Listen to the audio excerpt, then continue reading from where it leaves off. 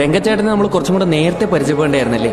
എങ്കിൽ സീനിയേഴ്സിന്റെ അടുത്തുനിന്ന് നമ്മൾ ഇത്രയും തല്ല് കിടന്ന് കൊള്ളേണ്ടി വരത്തില്ലായിരുന്നു. ആ ഇനി പറഞ്ഞിട്ട് എന്താ കാര്യം?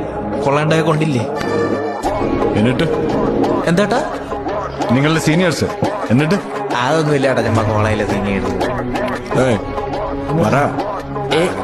അതൊന്നുമില്ല ഏട്ടാ. നമ്മളെ സീനിയേഴ്സ് റൂമിൽ പൂട്ടിയിട്ട് നല്ല അടിയടിച്ച്. വേറെ കുഴപ്പമൊന്നുമില്ല. എന്നിട്ട് നിങ്ങൾ തിരിച്ചടിച്ചില്ലേ?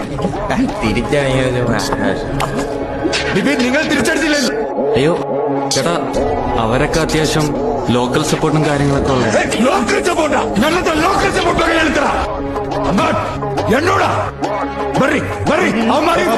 അയ്യോ വേണ്ടട്ടാ, കുഴപ്പമില്ല, വിട്ടുകളാ.